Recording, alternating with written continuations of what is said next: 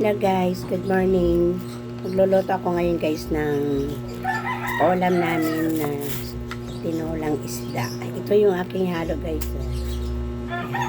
Tapos lalagyan ko siya ng kalamansi. Pero yung isda, sinalang ko na. Sa niluluto ko ng isda.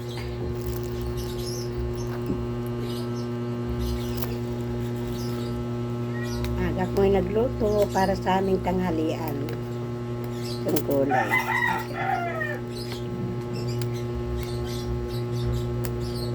Talbos ng kamote.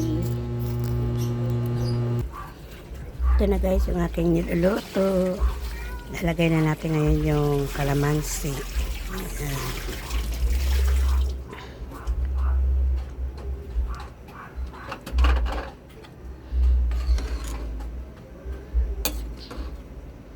Isda na yellowfin. Ayan guys, so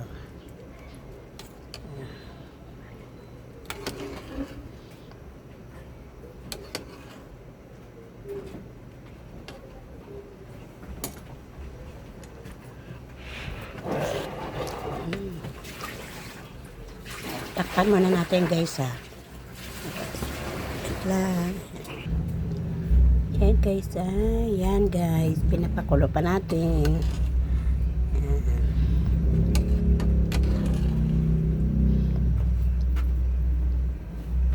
Isda na yellowfin. Tsaka ito yung ating halo guys.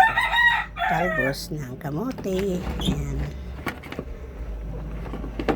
Ito ngayon yung aking halo guys.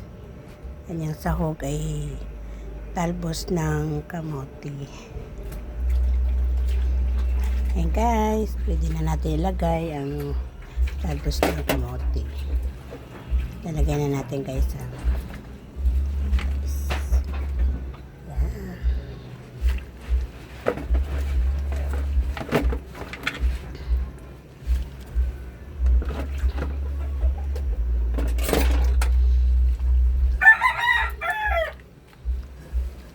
meron pang sound dito. Check it. Ayan, pakukuluin muna natin sir guys ng sandali lang.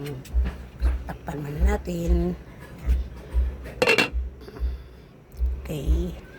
Buksan na natin guys. Tingnan na natin. Tikman na natin guys. At tikman.